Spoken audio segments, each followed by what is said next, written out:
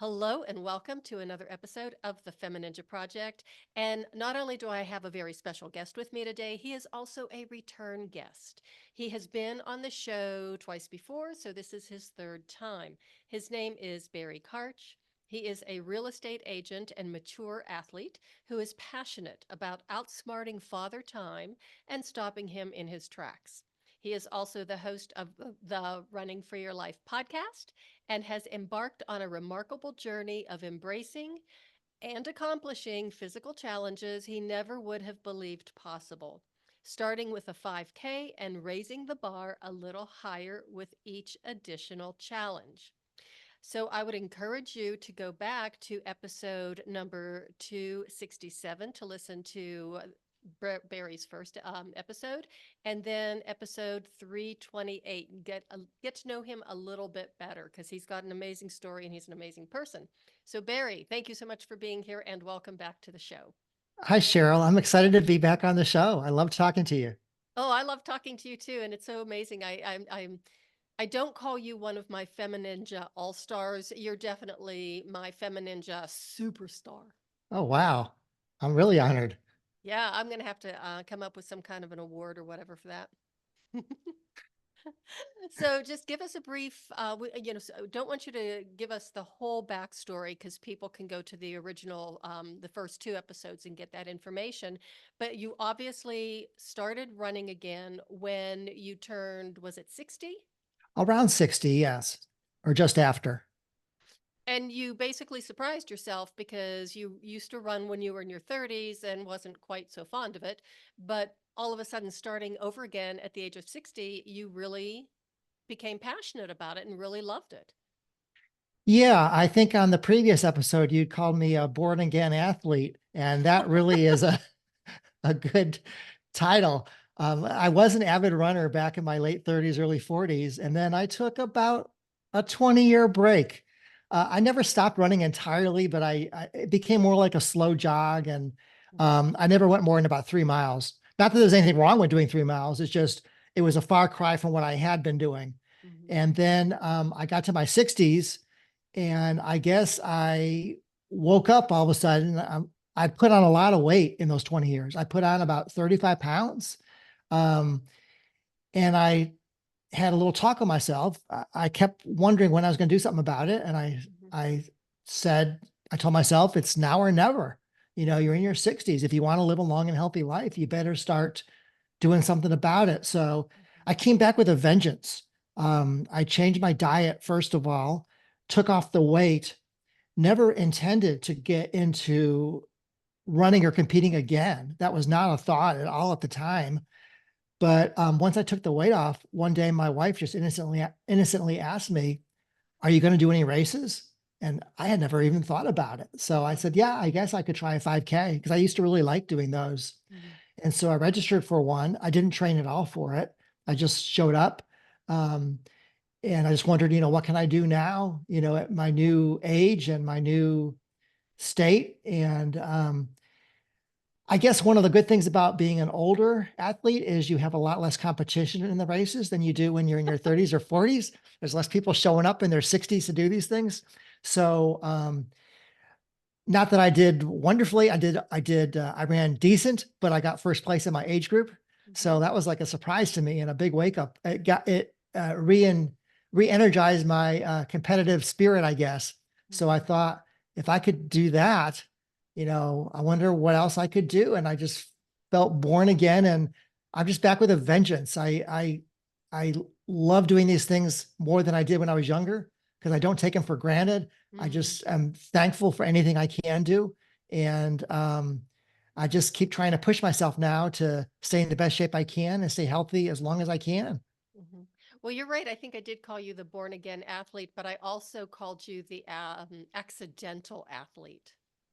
Yeah, that's also appropriate because I never intended to get back into this. So And this, and not only get into it, but I mean, you get into it with so much passion and dedication and almost like a vengeance. yeah, that's a good way of putting it. I really have, and I love it. It's the main focus of my life now at this stage is um, as we get older, I'm sure you, as well as I, have seen people around me get less healthy, run Mhm. into different issues. And I want to avoid this as long as I can. And we only Mhm. get one life. I want to be as healthy and fit as long as I can to be able to enjoy it to the utmost. So that's the first thing I think about every morning when I get up. That gets me out of bed and gets me exercising. It's my big why for everything I do is to try to stay a step ahead of Father Time and stay fit as long as I can. Mhm. Yeah, you're just, well, you're singing to the choir. I mean, I just love that, but sometimes I don't wake up with that kind of enthusiasm. It's just like it's hard. I mean, I'm just a few years older than you, not by much, I don't think. But the other thing that I think is so impressive too is being able to take off that weight, and you did it, relatively quickly. I don't want to say painlessly because it's never painless, but it just makes me remember something we talked about probably even on the first episode was love of cake. Oh yeah. Yeah.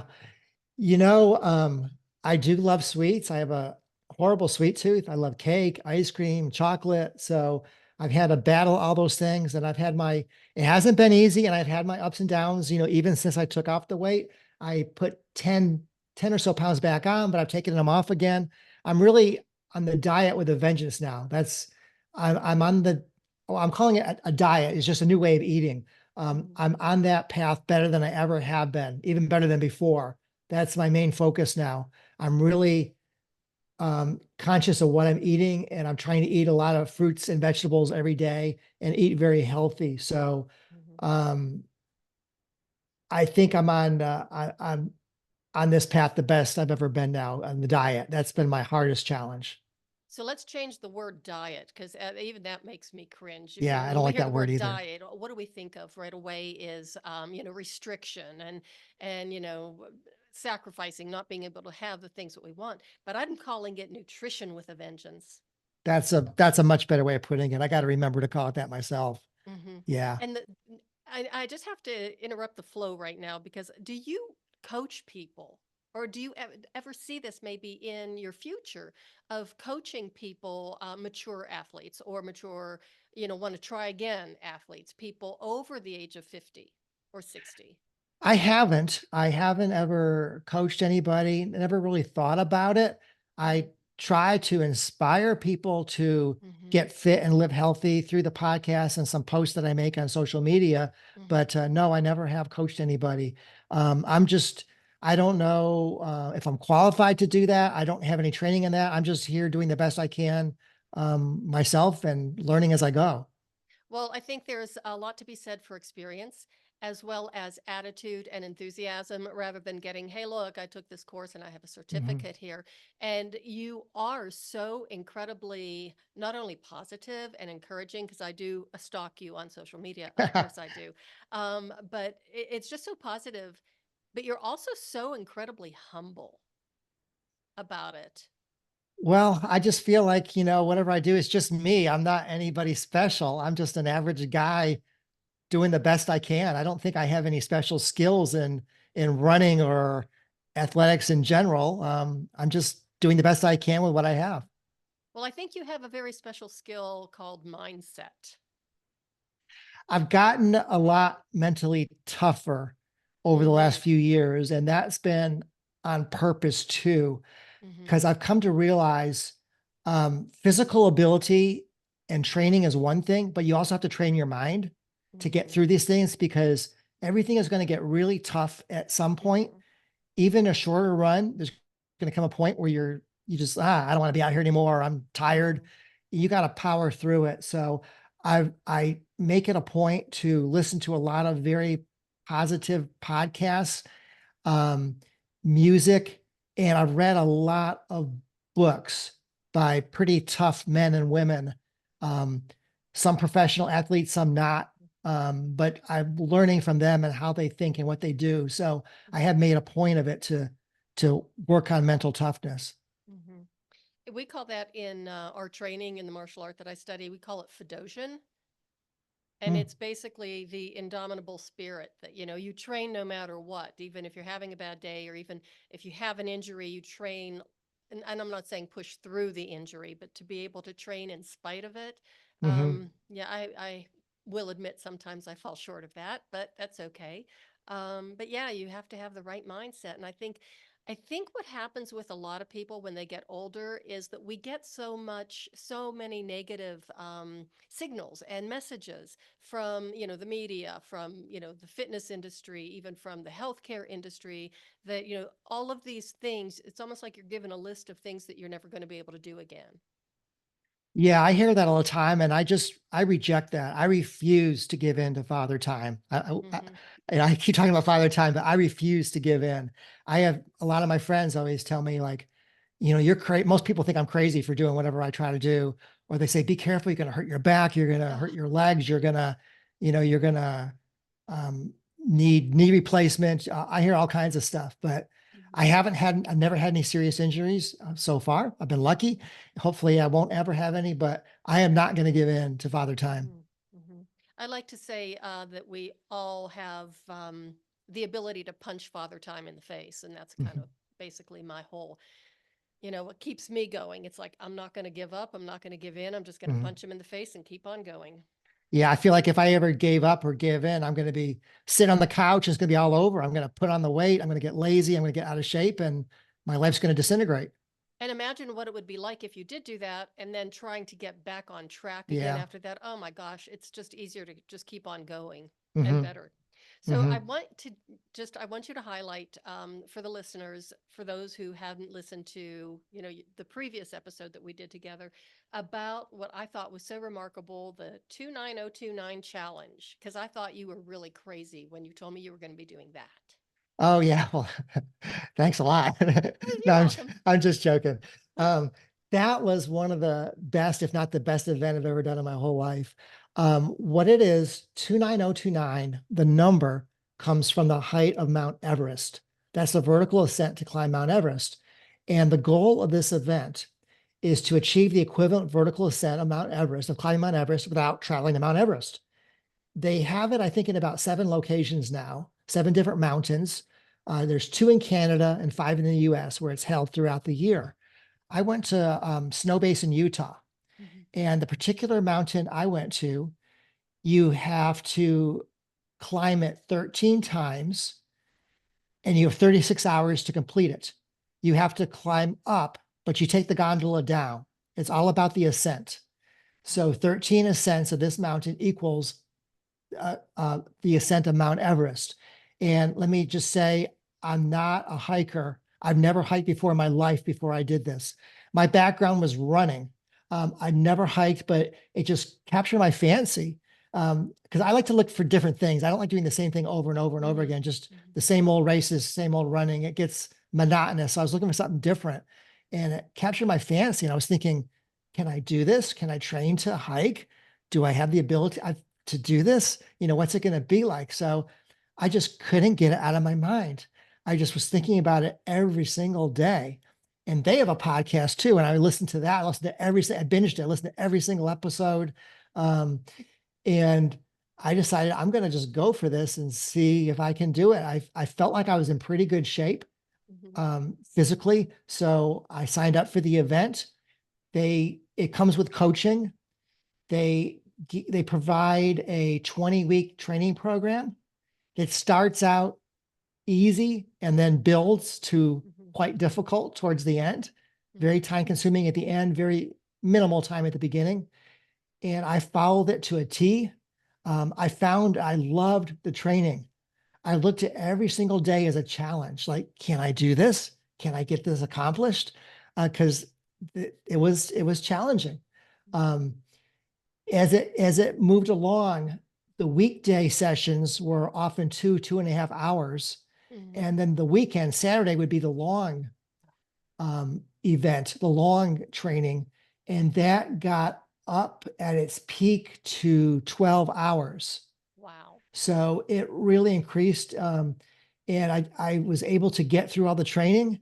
I was really fired up for it. And I showed up at the event again, not knowing what to expect because this mountain climbing is new for me. I Mhm. did a few minor Mhm. climbs. I don't know what the ascent was, maybe 700 feet or 800 feet in Austin, Texas. That's the biggest we have around here. And I Uh-huh. also used the treadmill. and I would put our treadmill went up to 30% incline. Mm-hmm. So I would do that very, very steep incline. Um, and that's what I had to go on. So we get to the event. It starts at 6 a.m. and there's about 250 to 300 of us there for the event. The starting gun goes off and we're off. And I knew from um, reading up on my particular event, I knew it started out with a bang. Like there's a big climb at the beginning and you can see it from the starting line. It's very intimidating. It goes way up the mountain. What you can't see is that it continues to go up. You just couldn't see that part. It was further back. But I started to go up it the first time. And as I was going up it, I was like, yeah, I can do this. I got this. I'm getting up this mountain. So it surprised me. And I got to the top of the first ascent and I did call my wife from up there. I'm like, this is awesome. This is great. I love it. She was like, how are you doing? I like, and it turns out it got a little tougher after about 3 or 4 ascents, reality set in. It start to wear on you because it's relentless uphill. But long story short, I ended up getting through it. You do all this, the grand prize of reaching Everest is you get a red hat. Everyone's doing this for a hat, like a baseball cap, a red hat we're all working for, but it's the big prize. And I got my red hat and I just absolutely love the event. It's a first class event. They really do it right. So if anyone's interested in it, definitely check it out. Well, there's so many things in this story I just absolutely love, especially the fact that, you started training on like a 600-foot tall hill, Mhm. that we kind of call here in Colorado, that's kind of like an ant hill. Yeah. So going from where you live, because you're not in where, we could just zip up to the mountains and start training if we wanted to, but, Mhm. don't want to right now. You really had to put yourself out on a limb there. Yeah, I did. Like I said, I was nervous going into when I got there because I hadn't done that extent of a climb before, but I did tough climbs. I know this isn't the same thing, and it's sure on a treadmill, and the footing is Right. sure footing on a treadmill versus on a path. Hmm. It's a lot more difficult footing. But I did do a lot of it at 30% incline, which is Hmm. pretty doggone steep. Hmm. And I did some of the workouts um, were 2.5 hours on a treadmill at an incline like that. So Oof. that was hard. That was very hard. Yeah. So I felt like I was in good shape. I felt like I was determined, but I didn't know. I still hadn't ever been and done the actual thing in Hmm. person. Hmm. But that was how I got up to doing it. So what was the altitude like, at the top of that mountain that you're It climbing? didn't bother me. I think it got up to about 8,900 feet. Wow. It didn't bother me though. The altitude Hmm. didn't bother me. The trainers, maybe they're trying to make us feel better. We had coaching calls every 2 weeks. Hmm. There'd be Zoom coaching calls with the group, Hmm. and the trainer called humidity the poor man's altitude. So he's saying, like, if you can train humidity, it's similar to training at altitude. So I don't know if that's true or not, but I guess he was trying to make us feel better about not having the big mountains to climb up to train. But I did train in humidity, all right. Yeah, you certainly did, Ollie. Um, so now you finished that. You're so excited, this incredible accomplishment. Did you then take time off to say, oh, I'm just going to relax for a couple of weeks and or think about maybe the next thing I'm doing? Or did you maybe take a day off and then continue your running training? What did you do once you made this major milestone and did this incredible accomplishment? I might have been a little too overly ambitious that year. Oh, uh-huh. The mountain I climbed was in August of last year, and I had already also signed up for a marathon in December. I hadn't run a marathon in 20 plus years. Um, so I wanted to see because my running had been going pretty well. I had been building up and I felt good. I was running at a pretty good clip. So I didn't take any time off from after the mountain. I dove immediately into marathon training, except it didn't go very well at the beginning because I don't want to say hurt, but my right knee bothered me Mhm. for a while. It started hurting on the fourth ascent. I was surprised it came on so early. I expected to have some pain to overcome. later on, but by the fourth descent, it started to bother me. Not to the extent it stopped me from climbing, obviously, or Mhm. it was never a doubt that I could keep going, but I felt it every step. Mhm. But when I got back into my running immediately after 29029, my marathon training was going very poorly. I was running way slower than my normal pace, way slower than I wanted to be. And I was kind of limping. It was not going well. And I thought, I'm probably overdoing this. Mhm. I shouldn't have scheduled these events back to back. And I thought about quitting every single time I went out for a training run because I would be running, I don't know, 30, 45, or 60 seconds a mile slower than I wanted to. So every single time the thought of just quitting the marathon was in my mind, Mhm. but I never would let myself quit. I just couldn't quit. Um, and I kept pushing through it. I think I took a little time off. I cut the running back a bit. I took a little, not a great deal of time, but I took a little time off to try to heal. Mhm. My runs were still, we had a 3-month marathon training program. Mhm. The first month was terrible. I ran bad. I ran way worse than before 29029. And then I think about a month and a half into it, all of a sudden I started feeling good again. And my runs started going well. I started running How back was at your my pace. knee? Did the knee pain just resolve on its It went, own? it resolved. Yeah, it went Mhm. away between a little layoff and I guess just time.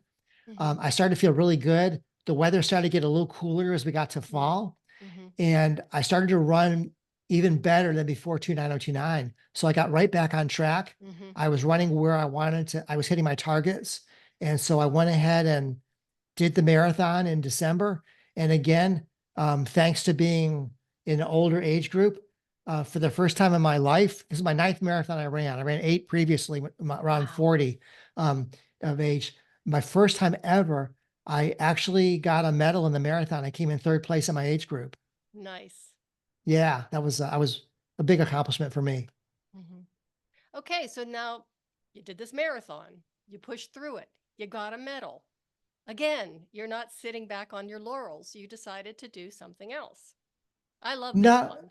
yeah, no, I'm trying to look for one big, tough, challenging event every Mhm. year, a year defining event. I ran across this concept. I can't remember if I mentioned it in a previous podcast with you or not. Oh, It, yeah. it did. Okay, it's called a Misogi.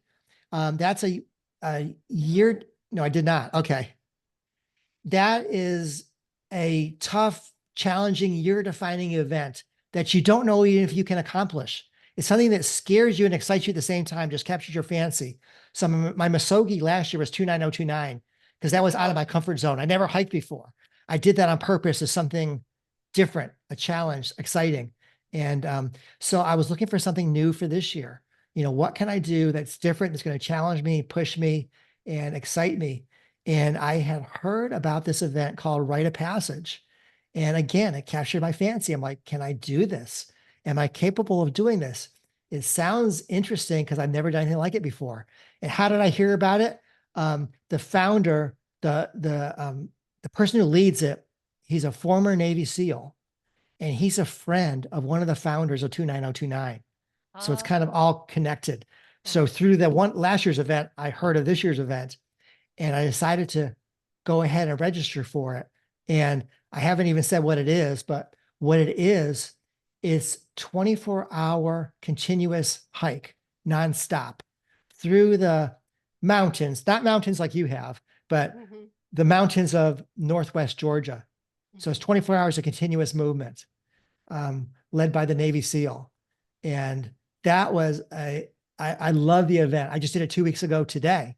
Wow. And it was amazing. It was one of the best experiences I ever had. So I highly, highly recommend that you look for something out of your comfort zone, something you haven't done before, something you don't even know if you can do, and try it. You're going to have a great, life lasting memories and a great experience. Mhm. Okay, This is just so mind-boggling because even when you had told me about this last time we spoke, I thought, oh my God, who in their right mind would want to do this? So, and I know again, I've been in the mountains of Georgia, so it's very lush and it's Mhm. pretty challenging, I would imagine. Just you had to be constantly moving. You couldn't stop. And you were carrying your backpack. You're going through like I would think some pretty rough terrain. Did you ever need to use, or did you ever find those, what were they called? Snake proof gaiters? I did. I bought snake-proof gaiters and I was wearing them during the event. They were, I ended up, well, the guy behind me, we were hiking and we were on a narrow path. We're hiking single file. And the guy behind me noticed that it was cutting into my leg a lot and causing this huge blister. I felt it, Mm-hmm. but I didn't know how bad it was. And I felt also the heat and humidity inside the gaiters because it got up to 97 degrees that day. Oh dear So it was God. very hot, And but humid. worse than that, I could deal with the heat. Worse than that was it was just cutting my skin Mm-hmm. continuously every step. And the guy behind me said, do you want me to take those off for you? And I finally decided to brave it. Um, and he took them off. At the next time we got a slight stop, which I'll explain in a second, is not quite what you would think it would be. He took them off for me and my legs felt so much better. Mm. And fortunately, we never saw any snakes the whole time on the hike. So Oh, it worked good. out okay. Yeah. Oof. I'm not a Because, big fan of rattlesnakes. well, I'm not a big fan of any snake. Let's just put Me it to either, you to be that honest. way.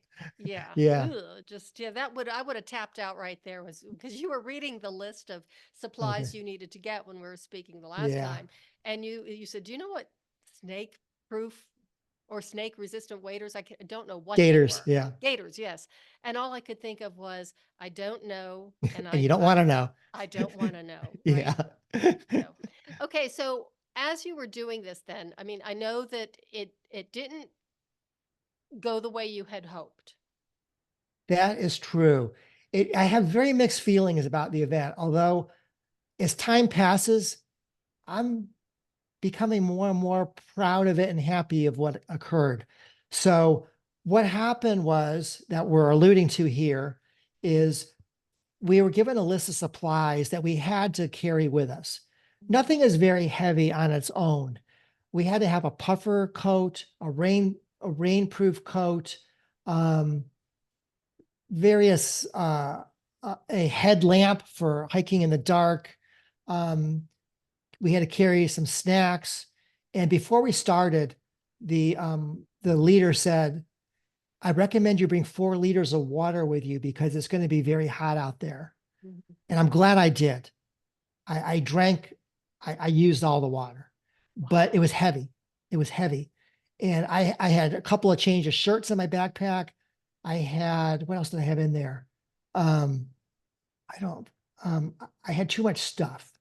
I'm going to take a lot less Mhm. if I do this event again. Mhm. I, I'm guesstimating my backpack weighed at least 20 pounds, which Mm. was heavier than I wanted. And yeah, I can walk with 20 pounds, but Mhm. it wears on you over hour after hour after hour after hour.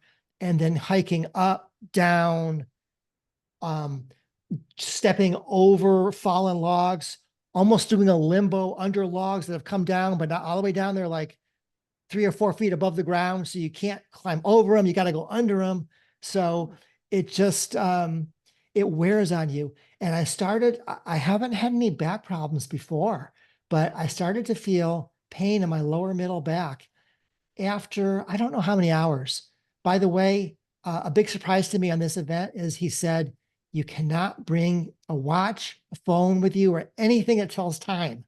So I had no idea of that going into this. So that meant you have no idea how long you've gone. And more importantly, you have no idea how much time was left on your Mhm. hike. So I'm going to guesstimate somewhere around 5 or 6 hours in, I started to feel pain in my lower middle back. It wasn't so bad that I couldn't keep going, but I knew it was there.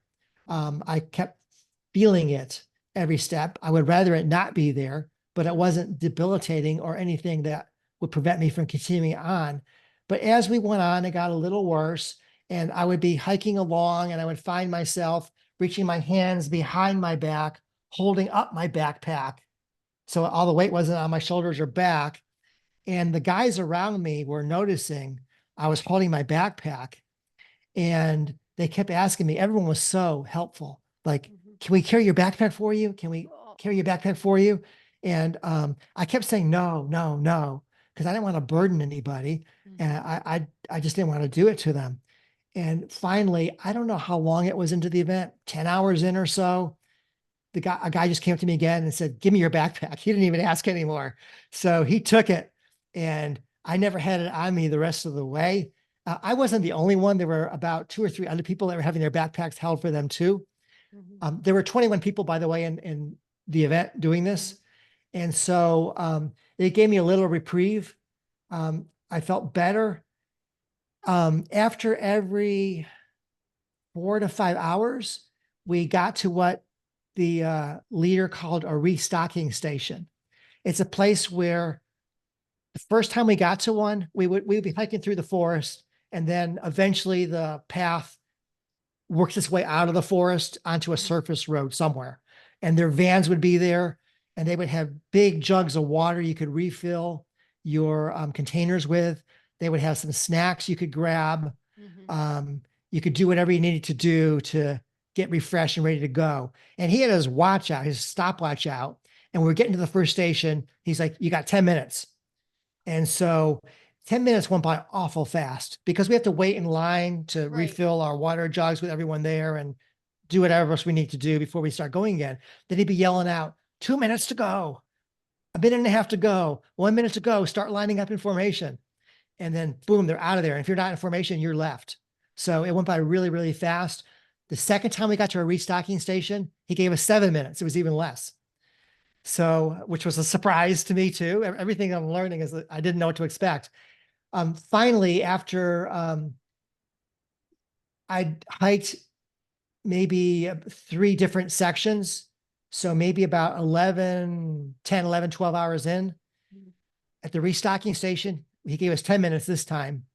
And he said, by the way, by this point, we were down, I think, 3 people from our original 21. They had already dropped out. And he said, this next section, he was talking to the whole group. He says, I want to be honest with you. It's going to be very difficult. We're going to go into a very remote part of the forest, and we're not going to be able to get you out of there. So if anything happens, you got to get out on your own power. So make sure that you feel you can last 4 or 5 hours, because we cannot get you out of there. Our vehicles cannot get to you. So a couple more people dropped out when he said that. One guy said, well, thank you very much. I've accomplished what I wanted to out of this. I'm out of here. And so I felt like I could still go. My back was hurting, but not so bad that I couldn't keep going. And I would not feel right stopping at that point, because I felt like I had more to give. I wasn't to the point where I was dead or spent or anything like that. So I took off, and I was good the first 2, 3 hours of it. Again, I don't know exact on time. Right. I was good the first 2, 3 hours of it, status quo. And then all of a sudden, I don't have my backpack on anymore. It's just me hiking, but my back started to get a whole lot worse, to the point where I couldn't stand up straight anymore. I had this huge pronounced lean to the left, and every step was very painful. And what was most painful was when I had to go under logs, like do the limbo under logs. I was really struggling to move. It was hard. It was very hard, but I knew I had to get out of the forest. There was no way out. And what he did, not just this time, but every segment before, as people got weaker or more tired, he put the weaker people to the front of the pack, and they set the pace. So the pace actually slowed down as we were deeper into this event, because people were getting more tired and the weaker ones were in the front. Well, for the first time, he moved me up to the second position. I was going slow at this point because my back was not allowing me to walk very fast. By the way, he came up to me and said, do you realize you're leaning to your left? Like, yeah, I know I'm walking like this. I mean, he said, try to straighten up the best you can because I don't want you to damage your spine. So, I did the best I could, but I still had this big lean. And I knew this is going to be my last segment. I was so mad. I was so disappointed at myself because I fully intended to complete this. And I had never started something I hadn't completed before. Mhm. Um, but I knew I was not going to be physically able to go any further. And the last 2 hours or whatever it was to get out of the forest was among the hardest 2 hours I've ever had because I could barely move. But Wow. finally, when I saw those vans all of a sudden appear in the distance, I was so happy. And so we get to the restocking station, and I told the Navy SEAL, I said, I can't go anymore. It's going to be it for me. And he said to me, and this kind of made me feel better coming from him. He said, you made the right decision. Because this guy is tough as nails. Mhm. And at least he gave me the thumbs up for that because I couldn't do it. It was a point where I was not physically capable of doing it anymore. So at this station, the vans were there to drive the people who could not go anymore back to the starting point. So they told me just go ahead and sit in the van. At this station, I come to find out it's 9 p.m. I didn't really know until I got in the van, or I think, and saw the clock. This is the first time they actually serve, instead of just snacks and junk, real food. They brought in some chicken for dinner. And he Oh, told the people at this restocking station, you got 20 minutes, which is our longest stop. 20 minutes, he said, I suggest you shovel down as much food as you possibly can, which is a good idea because I was getting super weak also from oh lack yeah. of energy, from lack of nutrition. But I'm in the van, sitting in the van, waiting for them to finish the meal, everybody else to finish the meal. And the trash bag is hanging out of the van. So everyone's coming up, throwing their chicken bones and trash in the bag next to me. And so they're getting ready to go. And I felt like such a big loser. Oh, I felt like an absolute failure sitting in this van. I was so mad because we're down to 14 people now, by the way, that are going out of the original mhm. 21. But I just felt like a loser. I couldn't believe I was sitting there and quitting, calling it quits. So that is my story. I lasted 15 hours, it turns out I found. So I had real mixed feelings when I got back. I spent that night in a hotel. Um, I had real mixed feelings because I did 15 hours, but I didn't do the 24 I intended to. And I was disappointed, but I ended up coming to terms with it um, because I, I I I like to be positive about things, and I Mhm. decided, you know what, I should be proud about being able to do 15 because most people of any age, let Mhm. alone of our age in the 60s, Mhm. can't do 15 hours of continuous hiking, especially in 97-degree heat. And Oh. so I did it. I decided, I'm proud. I'm thinking to myself, should I be proud of the 15 I did, or should I be disappointed of the 9 I didn't do? So Mhm. I decided to be proud. I was the oldest person, as I suspected, on this event. Mhm. But that's my story, and I'm out for revenge. I'm planning to do it again next year and complete the deal. Mhm. Well, and that's what I was telling you earlier. It's, you're the master of mindset, really, because instead of being disappointed that you only did, what, 15 instead of the full, yeah, you just flipped it around and thought, look at what you accomplished. That is just amazing. I'm really curious about one thing too. When your back started hurting, yeah, my physical therapy brain was kicking in, and I just remembered you were talking about how your leg was so irritated by the snake gator, Yeah. and I'm even wondering if that, contributed to it, because if the boot was rubbing on an area where the sciatic nerve kind Uh, of, went down, that even before it was probably irritated from that, and then, it just kind of exacerbated with the weight of the pack. I never thought about that, but that could be a possibility. And Hmm. that's a good thought. I'm going to keep that positive thought in my mind because I'm not going to wear gaiters next time. So hopefully I don't have any I won't have any rubbing against it. So hopefully my back will be good. Okay, so just your homework I'm giving you, if you would like to do it, if you are so inclined, or if you're curious, just look up the sciatic nerve in the body so you can kind of see where it Okay. goes, and see where it kind of like pierces through the calf muscles and stuff. It's just really interesting because the more you understand about your anatomy, the more things make sense. And it was like, oh, that could have contributed to that. Yeah. Okay. I will look that up. That's a really good thought. I never thought of that. I'm glad you mentioned it. Yeah. So if you're not going to be wearing the snake gaiters next time, maybe take a machete just in case you need. From what I understand, I'm hoping to do this event. They're doing it in January. I think snakes don't come out in the winter, if I understand right.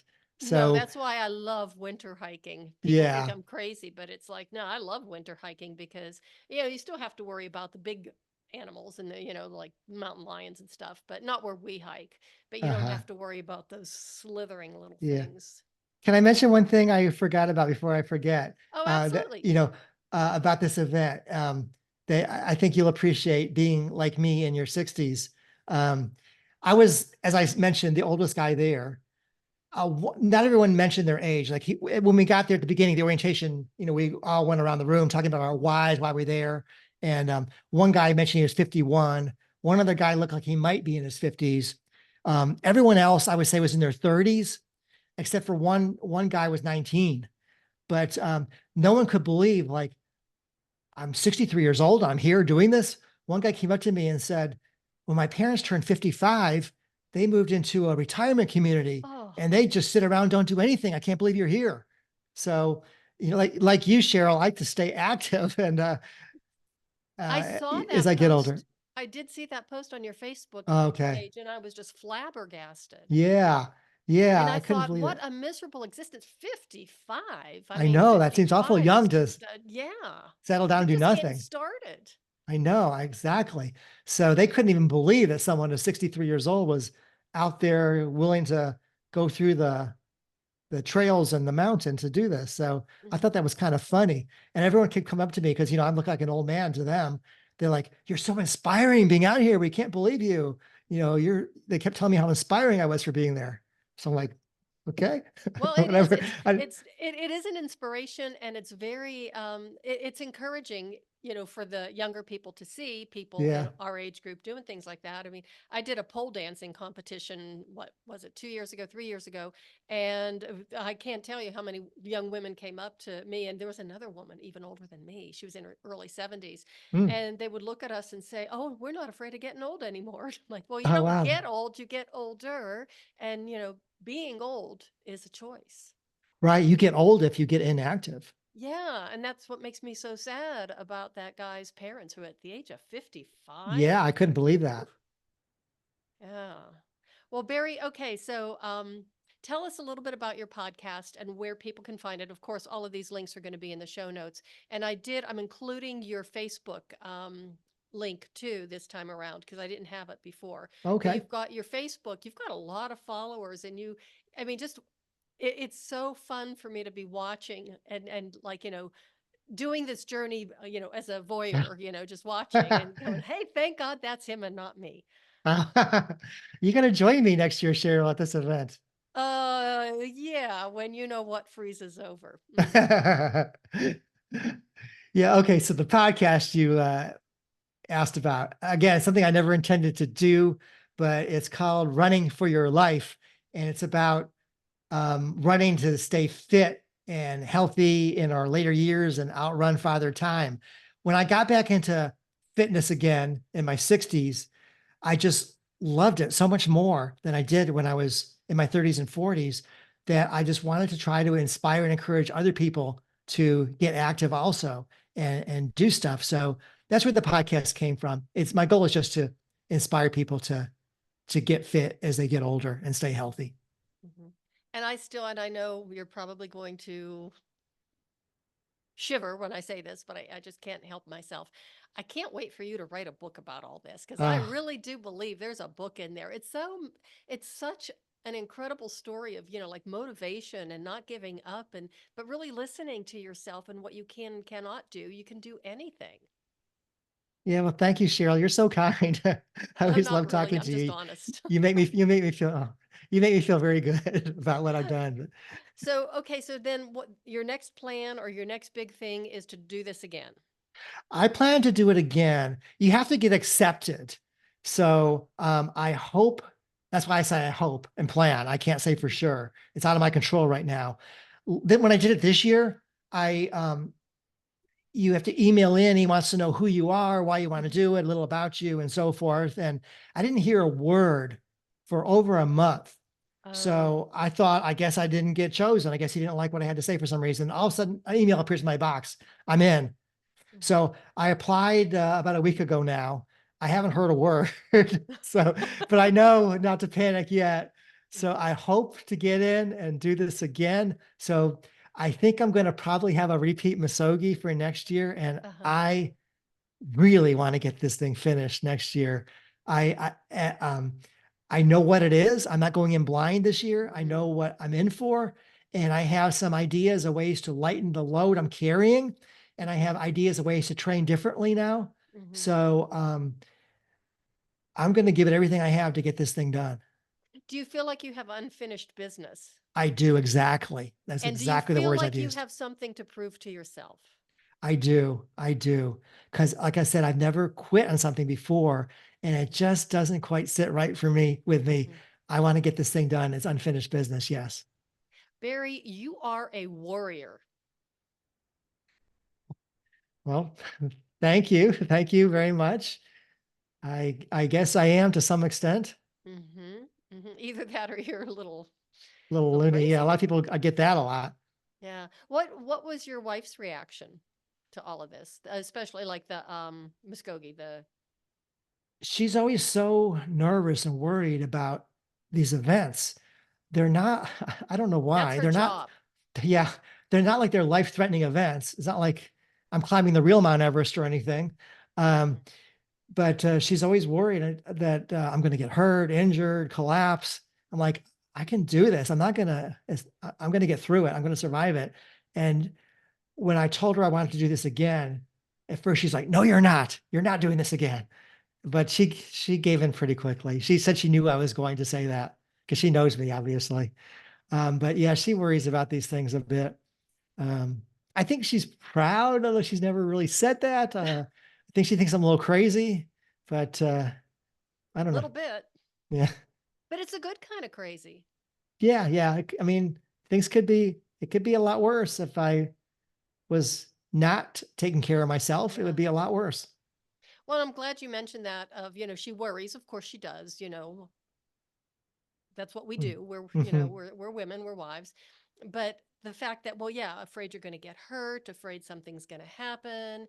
And that's really, I think, something that holds us back a lot is the fear of getting hurt, of putting yourself out there, of, looking foolish or whatever. So it's just finding a way to work around that. Like, no, I can do this. And, you can get hurt just walking to the bathroom. Right. You can get hurt doing anything. But I would say more good comes out of this. Even though I didn't do the 24 hours this time, this Mhm. was an incredible experience, one of the best experiences of my life. I absolutely loved being out there. Mhm. And so I highly encourage everybody to go try something. Try something you've always wanted to do, something that excites you or even scares you out of your comfort zone a little bit, but just Mhm. do it. It makes life exciting. And if you are able to pull it off, that's awesome. But if you don't, that's okay too. No one's Mhm. going to humiliate you or embarrass you. You Mhm. had the courage to try, which really means something, and you're going to have wonderful memories. Mhm. That's amazing. I still see a book in your future. Barry, thank you so much for being here. I absolutely love talking to you. I love your enthusiasm. I love your positive attitude. And you truly are, you're a fitness warrior, a warrior for health and healthy aging. Well, thank you so much, Cheryl. I really enjoyed it. It's been so much fun. I could talk about this thing forever. So I thank you know. for, And, for and allowing me well, to talk a little bit. I'm sure there's going to be an episode, a fourth episode with featuring Barry Karch because you're just unstoppable. Well, that's the reason I did this whole event, is just so I could get back on your show. Well, you know what? You can come back on without doing that if you Ah, want to just, I'm going to give you a little bit of a, an out there. But oh, now you yeah, it's tell just, me. Now you tell me. yeah, right. Well, thanks again for being on the show and sharing your story. And thank you for being such a warrior for people over 60 Thanks, and an Cheryl, and you inspiration. too. You're fighting the good fight too and keeping fit. Yeah. I feel terrible. I told you earlier because I skipped my martial arts yesterday and I skipped my ballet class today, but I did do something. I got Use it to as go. motivation for tomorrow. That's right. Okay. Well, thank you so much again for being on the show, and I cannot wait to have you back again. Well, great. I look forward to it. Okay, and everybody, oh my goodness, thank you for listening. What an incredible story, incredible episode. Just love Barry's energy. It's just amazing. Do go back and look up episode 267. I think I titled that one Running for Your Life, and episode 328 with Barry, and I think I titled that one The Accidental Athlete. Anyway, so thank you so much for listening, and remember, you can do whatever you put your mind to. And don't worry about getting older because we're really not getting older. We're getting better as long as we keep working on it. And that is the way of the FemiNinja.